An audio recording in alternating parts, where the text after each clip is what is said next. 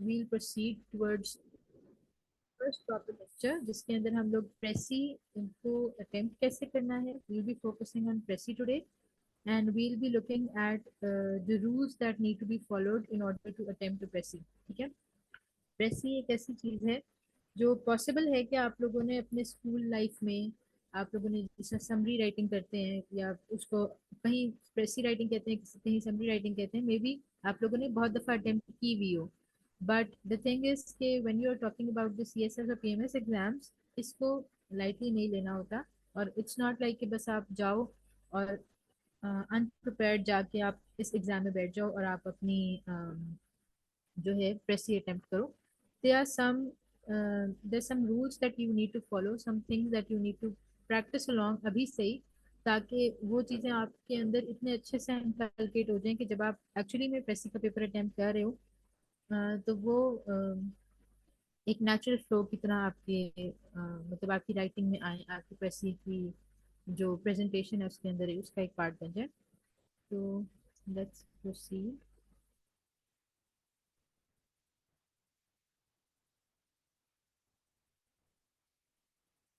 Okay, तो आज like I already told you guys that we'll be starting the rules of precis. हमने last lecture में देखा था कि what exactly precis writing is और उसके कितने मार्क्स हैं, लेकिन just to sum it up we'll be discussing it again. ये जो स्लाइड पे आप देख रहे हो, ये सिलेबस का ही स्क्रीनशॉट है. तो प्रेसी writing has 20 marks. It is a passage जिसको आपने बस अंडरस्टैंड करना है, उसको एक टाइटल देना है, और जिसमें से 5 मार्क्स जो हैं उसके टाइटल के होंगे और 15 मार्क्स जो हैं वो उस प्रेसी के होंगे जो आप प्रिपेयर करते हो या जो आप लिख के आते हो. ठीक है. So you can say that the writing part is of 15 marks, और बाकी जो 5 मार्क्स हैं वो हैं आपके कि how like what sort of title you come up with, और उसके जो वो टाइटल है वो कितना रेलेवेंट होता है आपकी प्रेसी के पैसेज के साथ. अच्छा, अब एक क्वेश्चन बार बार आता है कि why do we have pressy writing as such an important part of our examination. ऐसे की तो चलें समझ में आती है कि they have to test your English writing skills, लेकिन प्रेसी क्यों? Actually, the thing is कि when we talk about the exam point of view of Pressy, कि why is this a part of this exam, तो उसमें हम देखते हैं कि इन प्रैक्टिकल लाइफ ऐसे से ज़्यादा जो है ना वो प्रेसी का यूज होता है. ठीक है. Whenever we talk about an officers official matters, उसमें प्रेसी ज़्यादा इस्तेमाल होती है. जो हम ऑफिस में फाइल वर्क करते हैं, उसमें नोटिंग करते हैं, उसमें भी मोर और लेस हम लोग प्रेसी का ही काम कर रहे होते हैं. So we can say that in every official matter, the pressy writing procedure जो है वो it begins from the lower staff level to upper level officers. ठीक है. हाँ, जैसे जैसे आपकी फाइल मूव करती जाती है ना, उसके ऊपर आपने चीज़ें प्रिसाइज करते जाना होता है, क्योंकि ऑब्वियसली जो अपर लेवल ऑफिसर्स हैं उनके पास इतना टाइम नहीं होता कि उसको इतनी डिटेल से खोल के देखें कि ये हर एक लेटर में क्या लिखा हुआ है, हर एक कॉरेस्पॉन्डेंस में क्या लिखा हुआ है, हर एक फाइल में क्या लिखा हुआ है. तो वो जो है वो रिलाई करते हैं ज़्यादातर इन प्रेसिस के ऊपर, इस नोटिंग के ऊपर, या जो भी हम ब्रीफ्स अटैच करते हैं ना उसके साथ, उसके ऊपर. तो you can say that it is actually just to put up things in concise manner, time saving के लिए. ठीक है. ताकि बहुत ज़्यादा टाइम एक चीज.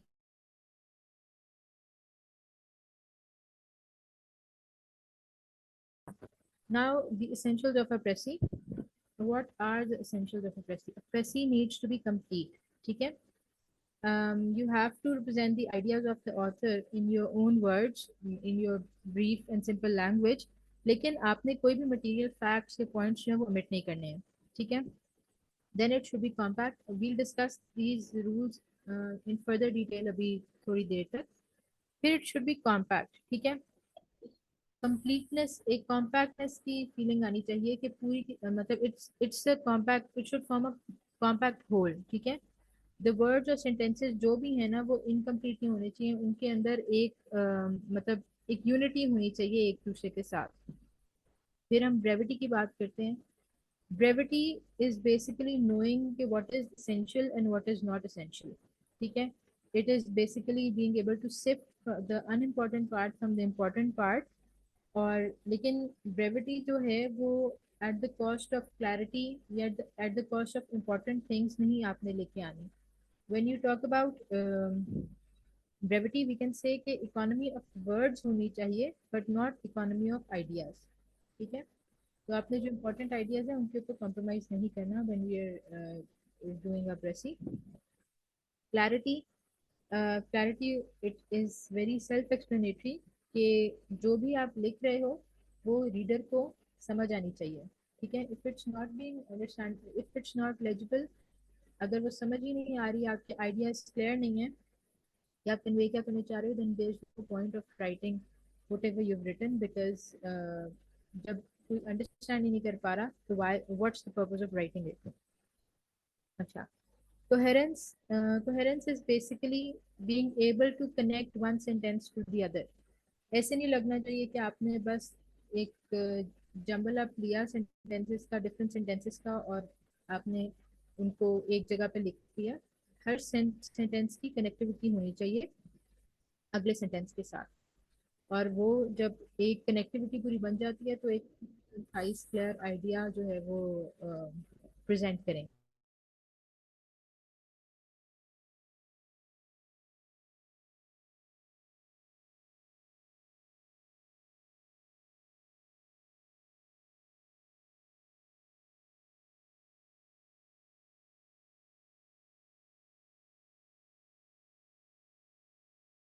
जो भी आप लिख रहे हो, प्रेसी लिख रहे हो, उसमें एक प्रॉपर फ्लो होना चाहिए जैसे पैसेज के अंदर है. पैसेज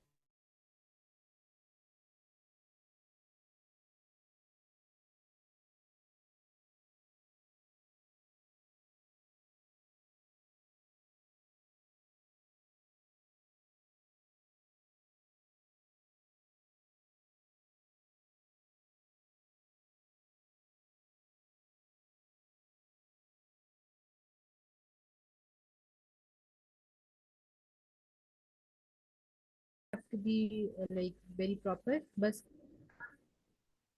जो लग रहा है चीज वो आप मुझे शेयर कर सकते हो इस फोरम पे. कुछ भी, एनीथिंग. हाँ जी. क्या?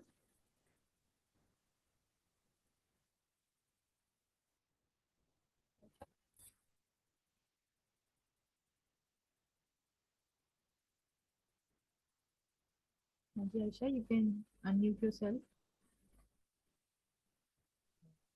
मैम आई थिंक जो आइडिया होता है ना राइटर का ओरिजिनल पैसेज में, उससे अच्छी प्रेसी वो होती है जो बिल्कुल उससे काफी अलाइन हो और रिलेटेड हो. मतलब कि बट मतलब ऑथर जो कह रहा है उससे आगे भी कुछ नहीं करना चाहिए, जो उसने बोला है जो आइडिया दिया है उसी से स्टिक रहना चाहिए. ठीक है. राइट. चलो लेट्स सी कि अब जो एक्चुअल रूल्स हैं उनको हम गो थ्रू करते हैं. You all have given very, you have a good grasp on what precis is. ठीक है. तो अब हम फर्दर उसको देख लेते हैं. आप लोगों में से सबके आइडियाज बिल्कुल ठीक थे, सबकी जो शेयरिंग थी ना वो अच्छी थी. ओके. अच्छा. रूल नंबर वन, सबसे पहले तो वो चीज़ आ गई कि आपके पास प्रेस्टी का पेपर आ गया. ठीक है. आपके पास प्रेस्टी का पैसेज सामने है.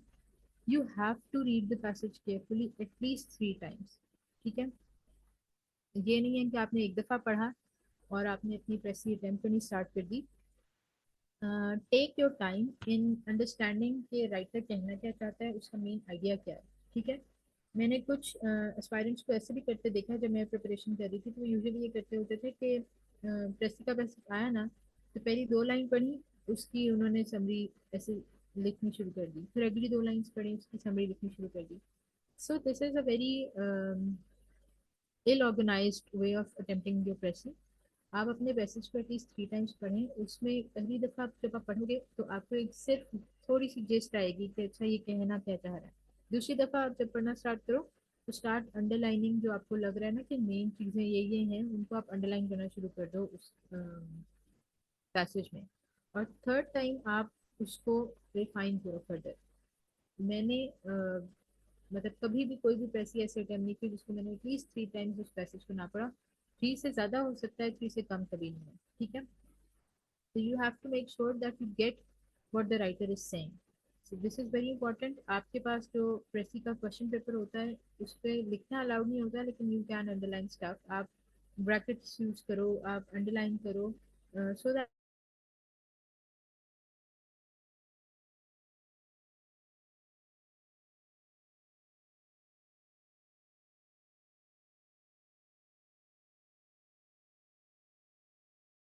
देखते हो कि अच्छा मेरे पास वर्ड काउंट किस तरह से बन रहा है, और फिर आप देखते हो कि मुझे और ऐड करने की जरूरत है या और मुझे चीजें कम करने की जरूरत है। तो द फर्स्ट थिंग इज कि you have to read the passage very carefully at least 3 times. The next thing is, okay, again you have to underline the important points to be included in your press. ठीक है। um,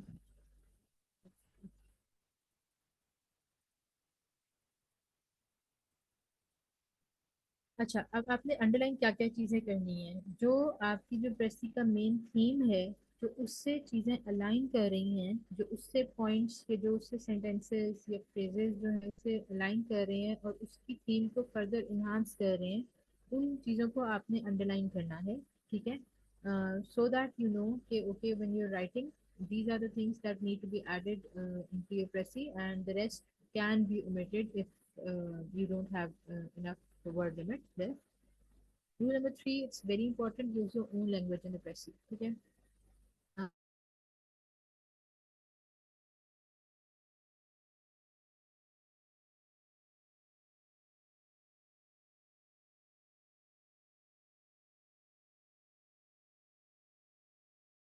phrases ये ऐसे words होते हैं जिनका कोई synonym आपको मिलता नहीं है, ये कोई सिनोनिम ऐसा होता है जिससे उस चीज का मतलब ही चेंज हो जाता है। तो वो वर्ड्स या फ्रेजेस आप ओरिजिनल यूज कर सकते हो, लेकिन पूरे पूरे सेंटेंसेस या even half parts of sentences you have to avoid using them. ठीक है।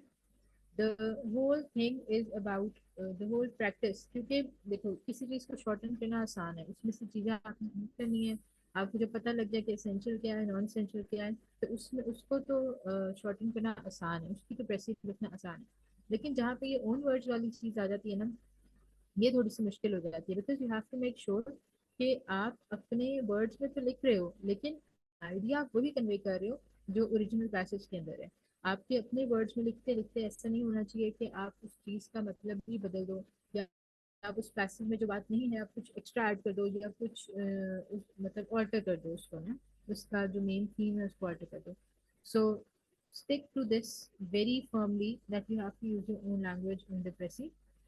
जब आप प्रैक्टिस करने लगो, अभी से जब आप जैसे स्टार्ट करते हो प्रेसी की प्रैक्टिस करना, तो it is okay if you use your dictionary या फिर use a thesaurus from now. ठीक है। अभी अगर आप यूज कर भी रहे हो ना कि अच्छा ये फ्रेज है या ये वर्ड, मैं अपने वर्ड्स में किस किस तरीके से लिख सकती हूँ, तो you can definitely take help from the intake okay for now.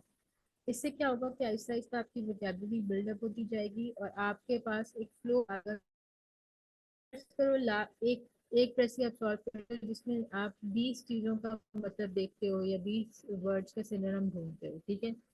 हो सकता है अगली प्रश्न में आप 15 का देखो, आहिस्ता आहिस्ता करते करते you will have your own vocabulary build up, या आपका अपना एक expression to take help any source, or take help from Google in order to use your own words, or in order to convert the message into uh, using your own words। ठीक है ना, आपके पास इतनी vocabulary buildup या आपके पास इतनी Dickson build हो चुकी होगी। अच्छा, रूल नंबर 4 है to limit the precis to 1/3 of the original है। लास्ट लेक्चर में ये क्वेश्चन रेज हुआ था कि is it not on demand, कि हम उसको, अगर हमें पेपर वाले कह रहे हैं कि इसको 1/2 करो, मतलब हाफ करो, तो हम हाफ करें, अगर वो 1/3 कह रहे हैं तो हम 1/3 करें, 1/4 कह रहे हैं तो वैसे करें। इट इज नॉट एक्चुअली, अभी तक कहीं भी प्रेसी का मतलब द गोल्डन रूल इज कि अगर नहीं स्टेट किया हुआ ना कि कितना लिखना है आपने, तो you have to stick to 1/3 of the original length. ठीक है। अगर वो फर्ज करो लिखते कि आप इसको हाफ करो, तो फिर you can go for that. अगर नहीं लिखा हुआ, यूजुअली कुछ नहीं लिखते वो। ठीक है। और अगर लिखते भी हैं तो 1/3 लिखते हैं। ठीक है। So you need to know कि आपके टोटल वर्ड काउंट्स क्या हैं, ठीक है। Actually count each and every word of the original passage, ठीक है। जैसे ही आपको पेपर मिल रहा है, आपने उसको प्रेसी जो ओरिजिनल पैसेज है उसके पूरे वर्ड्स काउंट करने हैं, एक एक वर्ड, ठीक है। और उसका फिर आपने 1/3 करके देखना है कि अच्छा मेरे पास ये जो है वर्ड काउंट बनता है, मेरी प्रेसी इतने वर्ड्स की होनी चाहिए, +& -5 words, not more than that. +5 कर लो या -5 कर लो। लेट्स से कि 180 वर्ड्स 1/3 करके बनने हैं, तो आपकी मैक्सिमम प्रेसी 185 तक जानी चाहिए, मिनिमम 175 तक। इससे कम या ज्यादा नहीं होना चाहिए, ठीक है। और फिर वही बात कि जब आप बार बार प्रेसी के पैसेज को पढ़ रहे हो, तो आपने चीजें अंडरलाइन तो की हैं अपनी, ठीक है। सो यू विल नो कि अच्छा अब ये चीजें जो मैं जब लिखने लगूंगी या लिखने लगूंगा तो वो मतलब how much is of it is essential and what is inessential. And अगर आपको लग रहा है कि आपकी जो गिवन वर्ड काउंट है, आपके लिए जो लिमिट सेट हुई है 1/3 वाली, अगर उससे ज्यादा बन रहा है तो try to shorten it as much as possible, उसको कंडेंस करो, उसको मल्टीपल आइडियाज को एक सेंटेंस में, एक फ्रेज में आप ऐड करके देख लो। या अगर शॉर्टन हो रही है तो फिर आप देख, फिर definitely you are missing out something, क्योंकि इतनी छोटी प्रेसी इतनी आसानी से होती नहीं है कि आप 1/3 से कम चले गए और आराम से मजे से उसका ये मतलब है कि you missing out some important point जो कि आपने ओवरलुक कर दिया है। तो go through the passage again and see कि ऐसी क्या चीज़ है जो आपने जो इम्पोर्टेंट है और आपने मिस कर दिया अपने पैसेज के अंदर ऐड करने में। अच्छा, रूल 5। अब जब आपके पास पैसेज आ गया सामने, तो हाउ डू यू नो कि इसमें से इसेंशियल क्या चीज़ है और वो कौन सी चीज़ें जो आप जो है निकाल सकते हो। अक्सर एग्जांपल्स होते हैं पैसेज के अंदर, आप वो खत्म कर सकते हो। इलस्ट्रेशंस होती हैं, कंपैरिजंस होते हैं, ये सारी जो चीजें हैं you can omit them easily from the precis, ठीक है। पैसेज में अगर उन्होंने एग्जांपल्स कोट किए हैं, आप उन्हें आराम से निकाल सकते हो। Figure of speech should be remove. Figure of speech क्या होता है, फॉर एग्जाम्पल अगर हम कहते हैं it's raining cats and dogs, ठीक है। तो this is a figure of speech, this is something which is added to beautify the expression या उसको थोड़ा सा enhance करने के लिए। जो इस तरह के expressions है ना, वो आप आराम से रिमूव कर सकते हो। तो आपके जो आइडियाज हैं वो एक तो सिर्फ क्लियर आइडियाज रह जाते हैं आपके पास लिखने के लिए। आपने एग्जांपल्स रिमूव कर दिए, रेपिटेशन रिमूव कर दी, कंपैरिजन वगैरह ये सारी चीजें रिमूव कर दी, जो एक्स्ट्रा एक एक्सप्रेशन डला हुआ है आपके पैसेज के अंदर, आपने वो भी रिमूव कर दिया। So just the direct main points are left which need to be express now, ठीक है। तो उसको एक्सप्रेस करने के लिए भी आपको क्लियर और डायरेक्ट लैंग्वेज ही चाहिए। अच्छा, रूल 6, जैसे अभी आप लोगों में से किसी ने कहा था कि जो पैसेज में दिया हुआ है उससे ज्यादा या उससे कम नहीं जाना। Your own comments on the ideas of the precis are absolutely forbidden, no need to go for that, ठीक है। इवन फर्ज करो, जैसे अगर आपको पता है कि ये जो प्रेसी का पैसेज आया है ना, ये किस राइटर का लिखा हुआ है, आपने कहीं वो किसी बुक में पढ़ा था, ठीक है, या आपने कहीं वो देखा था, और आपको ये पता है कि ये फलाने राइटर की बुक में से लिया हुआ है, लेकिन आपने वो अगर वो प्रेसी के पेपर के अंदर नहीं लिखा हुआ ना, तो you don't need to act like a hero and tell them कि यार मुझे तो पता है कि कौन से राइटर का है, और आप उस राइटर के नाम से स्टार्ट करो। No need to do that, just stick to what they have given, ठीक है। That is the whole of your circumference. उससे बाहर आप नहीं जा सकते हो। बस जो उसने दे दिया पेपर में, आपने उसी के साथ ही रहना है, ठीक है। Do not express any opinion favorable or unfavorable about the ideas in the original passage. Again, this is me repeating what should be done कि you may agree, you may disagree। कोई ऐसी बात भी हो सकती है जो बिल्कुल आप उससे एग्री ना कर रहे हो उस पैसेज में, और उसकी फेवर में कुछ लिखा हुआ हो, लेकिन you have to write that in your precis. आपकी टोन में भी नहीं आना चाहिए कि अच्छा इससे आप डिसएग्री कर रहे हो, या कोई एक आधा वर्ड भी, मतलब just stick to the originality, to the original passage, ठीक है। ना कोई आइडिया इंसर्ट करना है। अक्सर ऐसे होता है कि कोई एक आधा वर्ड भी हम यूज कर देते हैं जिससे जो है ना आपका अपना ओपिनियन जाहिर होना शुरू हो जाता है। हाँ जी, I will come towards that Iqra. अच्छा, direct language basically it simply means कि आपने just the main points are left जिनको आपने इलेबोरेट करना है। ठीक है ना? कोई इसमें घुमा फिरा के बात करने की जरूरत नहीं है, कोई मेटाफोरिकल लैंग्वेज यूज करने की जरूरत नहीं है। Just stick to the main point in simple sentences in simple language. ठीक है? ये वही बात आ गई है अब इस रूल में। Rule 7 is to use short simple sentences. ठीक है? एक सेकेंड।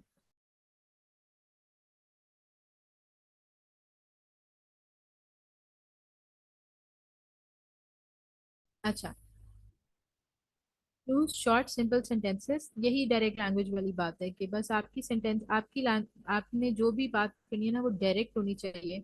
उसमें कोई अंडरलाइंग जिसका कहते हैं ना कि मीनिंग नहीं होना चाहिए। उसमें कोई छुपी हुई बात नहीं होनी चाहिए, कोई घुमा फिरा के बात करने की जरूरत नहीं है आपको। बस जस्ट यूज सिंपल सेंटेंसेस जो आपकी बात को क्लैरिटी के साथ आपके पेपर चेकर तक पहुंचा दें। ठीक है? एंड बी केयरफुल कि आपकी जो ग्रामर की मिस्टेक्स हैं या स्पेलिंग मिस्टेक्स हैं वो ना हो, क्योंकि obviously this is written English writing paper. तो उसमें तो शदीद ये चीज़ें जो हैं आपके लिए नेगेटिव में जाएंगी। ऑल्दो ये हर पेपर में ही जाती हैं, बट स्टिल इन कंपैरिजन इस पेपर में तो खास तौर पे। ठीक है? अगर आपकी ग्रामेटिकल एरर्स नहीं है, अगर आपके जो है मतलब आपकी लैंग्वेज ठीक है, the English that you written, आपके बाकी पेपर्स में भी आपको इस चीज़ का बहुत ज़्यादा फायदा होगा। ठीक है?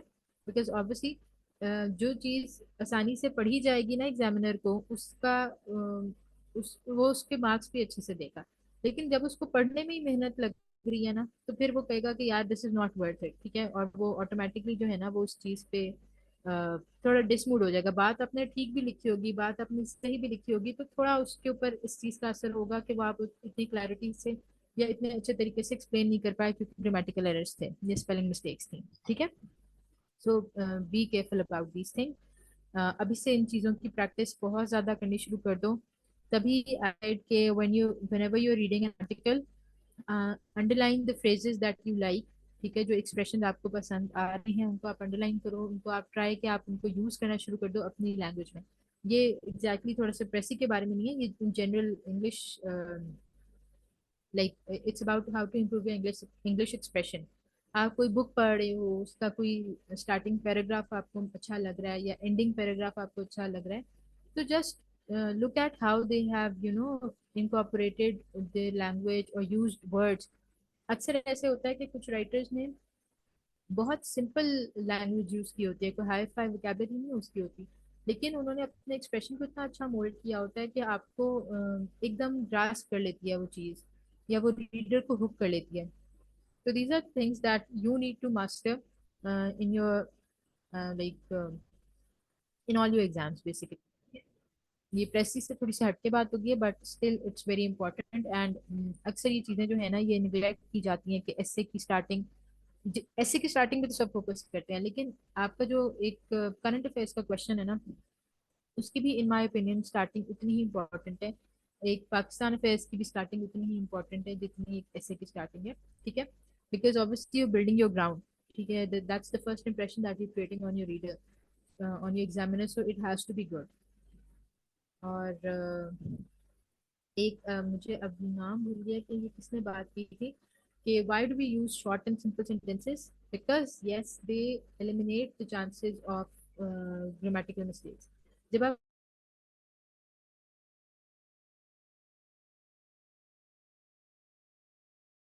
कि नहीं है, ये चीजें जो है ना थोड़ी सी आपके लिए ट्रिकी हो सकती हैं, specially for those who are grasping the rules of grammar, या जो अभी अभी थोड़ा मतलब अपनी लैंग्वेज को डेवलप कर रहे हैं, उनके लिए थोड़ी सी चीजें ट्रिकी हो सकती हैं। So it's better you stick to short and simple sentences. ये टेंशन ही नहीं लेनी कि प्रेसी के अंदर जो पैसेज है, ओरिजिनल पैसेज है, उसके अंदर कितने को लंबे सेंटेंसेस लिखे हुए हैं, डजेंट मैटर।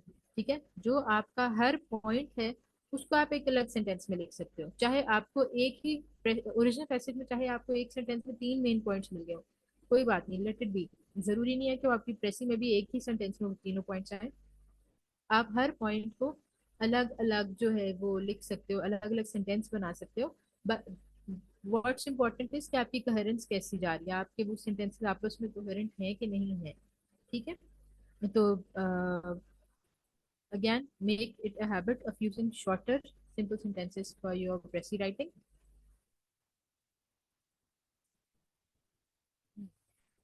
अच्छा, precis should be written in third person.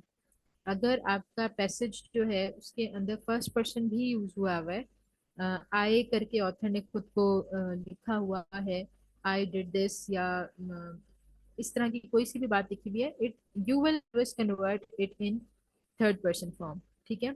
अगर कोई डायलॉग्स हैं उसके अंदर, अगर कोई स्पीच का पार्ट लिखा हुआ है, कोई इन्वर्टेड कॉमर्स में कुछ भी इस तरह का लिखा हुआ है, तो you have to report it in third person. ठीक है। फर्स्ट पर्सन भी नहीं यूज करना, सेकंड पर्सन भी नहीं। Your precis always will be in third person form. ठीक है। अच्छा, रूल नंबर 9 है कि प्रेसी को कौन से टेंस में लिखना है। अक्सर प्रेसी का जो पैसेज है, वैसे तो यूजुअली होता ही पास्ट टेंस में, पैसेज भी पास्ट टेंस में होता है, लेकिन फर्ज करो कि पैसेज जो है वो प्रेजेंट टेंस में आ गया है आपके पास, तो फिर आपने क्या करना है? Generally you have to write it in past tense. ठीक है। इससे क्या फायदा होता है? प्रेजेंट टेंस जो एक राइटिंग स्टाइल है ना, उसको लिखने में ही आपके एरर्स के चांसेस बढ़ जाते हैं। ठीक है। बिकॉज हमें इतनी आदत नहीं होती, one keeps fluctuating from present to past, आपको पता नहीं लगता कि आप कब लिखते लिखते पास्ट टेंस में चले गए हो, फिर आप प्रेजेंट टेंस में वापस आ जाते हो। So you have to totally avoid jumping from one tense to another. ठीक है। So just take to past tense, past tense has lesser chances of going wrong. लेकिन फर्ज करो कि अगर आपने डिसाइड किया कि आपने उसको अभी प्रेजेंट टेंस में ही लिखना है, तो make sure that you stick to present tense. जो भी आपने टेंस चूज किया ना, आपने you just have to stick to it. मुझे बेहतर लगता है कि पास्ट टेंस में लिखा जाए। ठीक है। इट्स उसमें कोहेरेंस भी ज्यादा आती है, उसमें आपके पास थोड़ी वैरायटी भी ज्यादा हो जाती है, आप उसके साथ एक्सपेरिमेंट थोड़ा ज्यादा कर सकते हो जब जब आप पास्ट टेंस में लिखते होते हो। अच्छा, rule 10, always use indirect speech. ठीक है। अब वही बात की, जो डायलॉग्स हैं अगर कोई बीच में आ रहे हैं, कोई डायरेक्ट स्पीच में कोटेशन मार्क्स में कुछ भी इस तरह का उसने लिखा हुआ है, तो वो आपने सब चीज़ों को इनडायरेक्ट स्पीच में कन्वर्ट कर देना है। ठीक है। Exceptions are very rare, they are almost not there. ठीक है। तो you just use indirect speech in your precis. इसकी आप प्रैक्टिस भी करोगे, डायरेक्ट इनडायरेक्ट, जो आपकी एक्सरसाइजेज हैं, जब आप ग्रामर करोगे, so you will be practicing this, तो ऑटोमेटिकली आपकी प्रेसिंग की भी प्रैक्टिस हो रही है। आपकी एक क्वेश्चन भी आपका डील हो रहा है जो प्रेसिंग कॉम्पोजिशन पेपर में होता है, और आपकी प्रेसिंग की भी प्रैक्टिस हो रही है कि अगर कोई इस तरह की चीज डायरेक्ट स्पीच में कुछ आ जाता है, कोई कोटेशन मार्क्स में, स्पीच मार्क्स में कुछ चीज आ जाती है, तो उसको आपने इनडायरेक्ट स्पीच में कैसे कन्वर्ट करना है। It's very simple, it's not at all tricky. जब आप उसके रूल्स पढ़ोगे तो you will get a better idea. बाकी जब हम प्रैक्टिस की तरफ आएंगे तो वील ऑल्सो सी, अगर ऐसा कोई इंस्टेंस आता है जहाँ पे डायरेक्ट स्पीच यूज हुई है, तो वी विल सी कि how to convert it into indirect speech. ठीक है। अच्छा, now you have to see that your precis is a piece of readable English. ठीक है। उसमें एरर्स नहीं होने चाहिए, उसके अंदर कोई बहुत जो है घुमा फिरा के बात नहीं करनी है, आपने डायरेक्ट बात करनी है। इजी लैंग्वेज यूज करो, सिंपल लैंग्वेज यूज करो, और उसमें इतनी क्लैरिटी होनी चाहिए कि उस प्रेसी का आइडिया वो इंसान भी समझ ले जिसने ओरिजिनल पैसेज नहीं पढ़ा हुआ, क्योंकि बेसिकली तो आप ओरिजिनल पैसेज को ही की ही प्रेसी बना रहे हो ना। तो उसके मेन पॉइंट्स ही लिख रहे हो आप, उसका जो मेन जेस्ट है वही कवर अप कर रहे हो ना इसके अंदर। तो जिसने नहीं भी पढ़ा हुआ ओरिजिनल पैसेज, उसको भी पता लग जाना चाहिए कि व्हाट यू टॉकिंग अबाउट, या उस मेन पैसेज में क्या लिखा हो सकता है जो जिसकी ये प्रेसी बनी है। ठीक है। अच्छा, नाउ जब आप प्रेसी लिखना स्टार्ट करते हो ना, तो मेक रफ ड्राफ्ट। ठीक है। This is very important. मैं अपना रफ ड्राफ्ट जो है ना, वो अपने मेन पेज पे बनाती थी, like it wasn't a part of my rough work. ऐसे नहीं होता था कि मैंने अपना रफ ड्राफ्ट पेपर की बैक साइड पे बनाया है और सिर्फ जो एक्चुअल प्रेसी है वो मैंने फ्रंट पे की है। मैं यूजुअली ये करती थी कि जब मेरे पास प्रेसी आ गई उसमें पॉइंट्स अंडरलाइन किए, ठीक है, उन पॉइंट्स को मैंने जो है ना पेपर की बैक साइड पे गई और वहां पे मैंने एक रफ ड्राफ्ट बनाया अपना, ठीक है। मैंने नंबर ऑफ वर्ड्स काउंट किए, मैं मुझे पता है कि मेरे वन थर्ड कितने हैं। मैंने एक रफ ड्राफ्ट बनाया, फिर मैंने उस रफ ड्राफ्ट को काउंट किया। अगर वो मेरी प्रेसी की जो वर्ड काउंट है, लेट्स से जैसे मैंने आपको पहले एग्जांपल दिया 180 वर्ड्स है, अगर फर्ज करो कि वो बन रहे हैं 200 वर्ड, तो मुझे पता है कि ये एटलीस्ट इसमें से मुझे अभी 15 लफ्ज अपने कम करने हैं, ठीक है। तो मैंने एक और ड्राफ्ट पीछे ही बनाया, ठीक है। पीछे ड्राफ्ट ड्राफ्ट बनाया, उसमें मैंने कोशिश की कि मैं उसको जो है लिमिट करूँ अपने वर्ड्स को, और मैं 185 180 से 185 के बीच में आ जाऊँ, ठीक है। उसके बाद जो है ना मैं उस रफ ड्राफ्ट को मैं आगे लिखती थी, जैसे जहाँ पे मैंने प्रेसी का प्रेसी सॉल्व करनी है ना, वो रफ ड्राफ्ट में उधर बनाती थी। like the examiner should know without having to look at the end of my paper, या जो रफ वर्क जो एंड पेपर के 2-3 पेजेस पे आप अपना रफ वर्क करते हो, उसको पता होना चाहिए कि मैंने डायरेक्ट प्रेस ही नहीं लिखी, मैंने पहले रफ ड्राफ्ट बनाया। सबसे पहले मैं रफ ड्राफ्ट बनाती थी, उसका भी वर्ड काउंट प्रॉपर लिखती थी कि इतने वर्ड्स का था, इस तरह था, और फिर मैं उसको क्रॉस करती थी, ठीक है। You have to write rough draft on top. आपको आपने बहुत क्लियर वर्ड्स में लिखना है कि ये रफ ड्राफ्ट है, और उसको क्रॉस कर देना है, और फिर आपने लिखना है कि माई प्रेसी, ठीक है। तो मेरे एटलीस्ट 2 से 3 ड्राफ्ट जो थे वो यूजुअली बनते थे, और मैंने अपने पेपर में भी ऐसे ही बनाए थे कि आई रिमेम्बर कि मैंने बैक साइड पे 2 ड्राफ्ट्स बनाए थे, और उसमें से भी जो मतलब थोड़ी बहुत ऑल्ट्रेशन करके तीसरा ड्राफ्ट मेरा बना था पेपर के फ्रंट पेज पे, मतलब जो मेरा एक्चुअल आंसर शीट थी जहाँ पे मैंने अपनी प्रेसी अटेम्प्ट करनी थी, उसको मैंने क्रॉस किया, उसमें जो चेंजेस करने थे वो मैंने किए, और फिर मैंने अपनी फाइनल जो प्रेसी अपनी प्रेजेंट की थी, ठीक है। तो I would also recommend you to do the same, because बगैर रफ ड्राफ्ट के बनाए ना आप अपनी प्रेसी कभी भी बना ही नहीं सकते, ठीक है।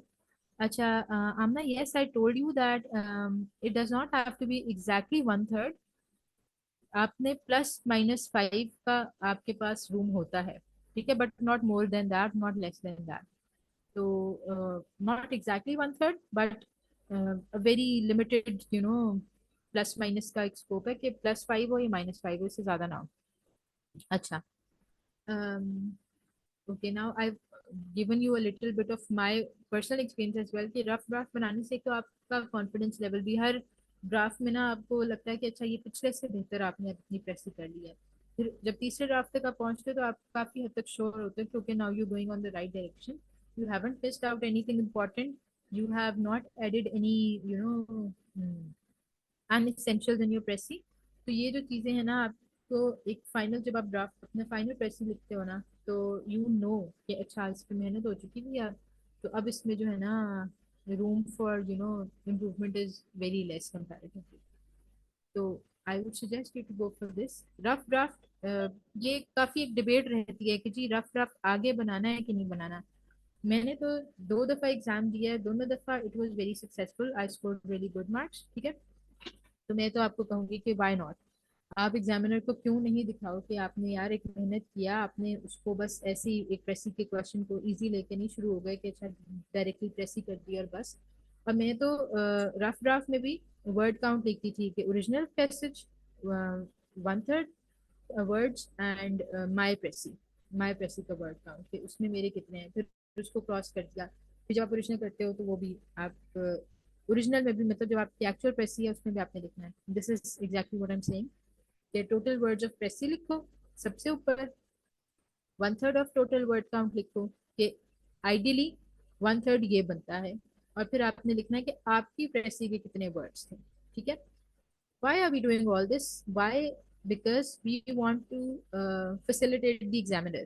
उसको काउंट नहीं करने पड़ेंगे आपके वर्ड्स, हो सकता है वो कर भी ले, सो डोंट डॉज हिम, लेकिन आप उसके लिए एक फीजिबल पेपर बना रहे हो जो उसको पढ़ने में, जो उसको चेक करने में मुश्किल नहीं होगी, ठीक है।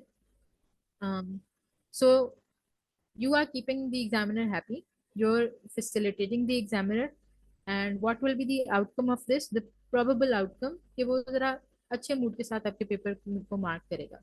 उसको ये फीलिंग आएगी कि अच्छा ये जो एस्पायरेंट है ये बहुत ऑर्गेनाइज्ड है, ये एस्पायरेंट चीजों को लाइटली नहीं ले रहा, ये मेरी जो वो है डायरेक्शन है उनको समझ रहा है और उनके ऊपर पूरा पूरा एक्ट कर रहा है, एंड ही इज ही और शी इज विजिलेंट और डिलीजेंट इनफ कि वो मुझे भी सारा बता रहा है कि अच्छा टोटल अगर इतने वर्ड्स हैं पैसेज के तो वन थर्ड इतना बनता है, वन थर्ड लेट्स से 180 बनता है, और इसने जो है वो 182 वर्ड्स पे अपनी प्रेसी एंड की है। तो ही विल नो कि अच्छा आपने +-5 की ब्रैकेट के अंदर ही आप रहे हो। ठीक है। अच्छा, now coming back towards what we initially discussed, the title is a must. It consists of 5 marks. Title basically indicates के पूरा पैसेज किस चीज के बारे में होगा, it indicates what is to follow. ठीक है। तो एक वर्ड भी हो सकता है, एक फ्रेज भी हो सकता है, या इवन एक शॉर्ट सेंटेंस भी हो सकता है। सिंगल वर्ड टाइटल्स यूजुअली जो है मैं इतने रेकमेंड नहीं करूंगी। एक दो वर्ड्स, 3 वर्ड्स का अगर आप फ्रेज यूज कर रहे हो ना, तो दैट इज गुड इनफ। जरूरी नहीं है कि आपका कोई बहुत लंबा चौड़ा टाइटल हो, but at least it should be giving a very, it should tell the reader कि अच्छा ये पूरा पैसेज इस चीज के बारे में था। ठीक है। You have to locate the keyword of phrases from the original passage. अक्सर जो है ना, स्टार्टिंग लाइन में, स्टार्टिंग पैराग्राफ में, ओपनिंग में या क्लोजिंग में उन्होंने लिखा होता है कि जो आपका एक्चुअल पैसेज है ना, उसका उसकी जो जेस्ट होती है ना, वो किसी एक लाइन या किसी एक फ्रेज में ओरिजिनल पैसेज के अंदर ही दी होती है। ठीक है। अगर आप उसको लोकेट कर लो ना, तो उसको यूज करके आप टाइटल सजेस्ट कर सकते हो। तो you have to again read the passage again and again very carefully, ताकि आप जब टाइटल देने पे आओ तो you have hit the target actually. You know you have located the keyword, you have located the main idea of the original passage, and you know कि अच्छा title जो है ना ये यही बनेगा। ठीक है। This is just recap of what we have already discussed. इसको हम जल्दी से go through कर लेते हैं। Understand the given passage well. Mark or underline the points or ideas. Prepare a rough draft in your own words, avoiding every superfluity. Give only the views of the author of the passage. Use only indirect form of speech, third person and past tense. Be careful of the opening sentence of your précis. It is important. Yes, ये एक चीज है कि again जिस तरह से आप अपनी प्रेसी को ओपन कर रहे हो वो भी इम्पोर्टेंट है। आप कोई रैंडम मतलब बीच में से जो ओरिजिनल पैसेज के बीच की कोई बात है वो आपने स्टार्ट में तो नहीं कर रही, आपके आइडियाज की कोहेरेंस है, आपका लॉजिकल सीक्वेंस बन रहा है कि नहीं बन रहा, आपकी ओपनिंग से ही ये चीज जो है ना वो स्टार्ट हो जाएगी। Mark the central idea in each paragraph. your précis should be simple, concise, clear, and a coherent narrative. Revise your draft, keeping in view the above points. Do not forget to give a suitable title to your précis. अच्छा, okay, अभी तक कोई questions हैं किसी के? अगर नहीं questions तो you can raise your hand.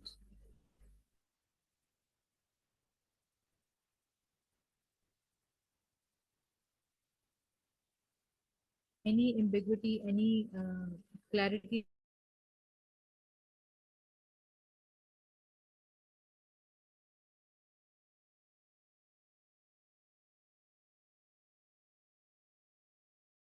आप लोग यू गाइस,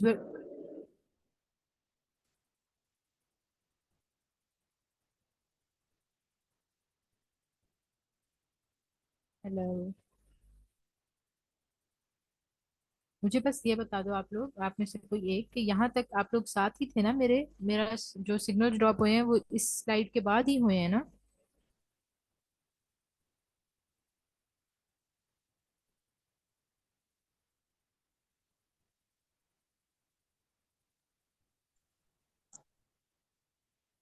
ओके, ठीक है, थैंक यू। अच्छा, हाँ,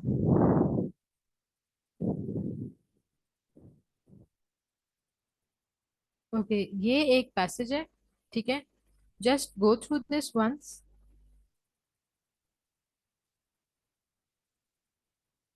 take 5 minutes to go through this, and then we will see this, just discuss it a little bit. आज इसकी इम्प्रेसिव वगैरह कुछ नहीं कर रहे, we just discuss it a bit कि कहना क्या चाह रहा है, ये इसकी मेन पॉइंट्स क्या है।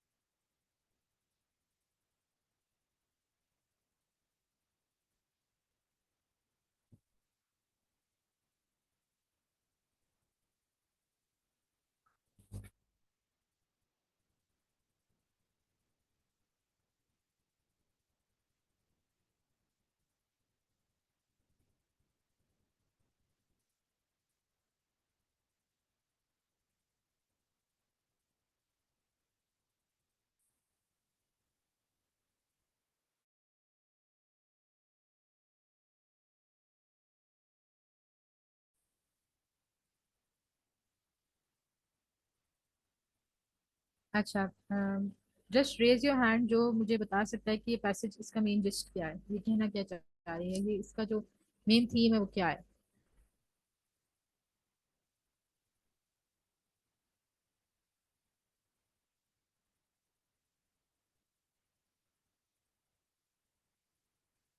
ठीक है, I will give you little task. इसका स्क्रीनशॉट ले लें और इसका स्क्रीनशॉट ले लें। Basically, these are some of the words in the same passage which might,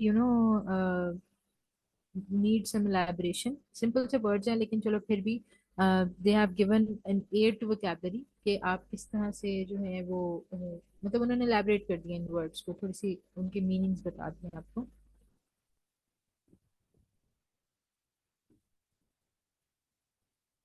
I hope you've taken the screenshot of both the slides that I told you. मैं ये picture जो है ट्राई कि मैं शेयर भी कर दूं ताकि आप लोगों का अगर कोई ग्रुप है तो उसके अंदर भी ये शेयर हो जाए दोनों चीजें। Now what you have to do कि before the next class that we have, इस पैसेज के मेन पॉइंट्स आपने मुझे लिख के बताने हैं। ठीक है, लिख के लेके आने हैं आपने ऑलरेडी कि इस पैसेज में जो मेन चीजें हैं जिनको हमें प्रेसी के अंदर ऐड करना ही करना है वो क्या होंगे, जो चीजें हम ओमिट कर सकते हैं वो क्या होंगी जो आप एज एन ऑप्शन छोड़ दोगे। तो that is what I want from you all कि इस जो ये जो एक 180 वर्ड्स का पैसेज है, usually the precis passage is longer. ठीक है, but we'll practice with smaller ones ताकि एक तो हमारी इजियर भी रहेगा हमारे लिए और थोड़ा सा टाइम कन्वीनियंट भी होगा हमारे लिए initially. So you just have to highlight the main points, properly लिख के लाने हैं आप लोगों ने। ठीक है, so we will go through this in the next class and then we will try to come up with a précis of this। जो जो मेन पॉइंट्स आप लेके आओगे उनको हम डिस्कस करेंगे और उसके बाद फिर हम देखेंगे कि कौन कौन से एक्चुअली रेलिवेंट है, कौन से रेलिवेंट है और फिर उसकी प्रेसी कैसे बनानी है। ठीक है, तो this is a total of 180 words. इसकी प्रेसी 60 वर्ड्स की बनेगी which is very short and which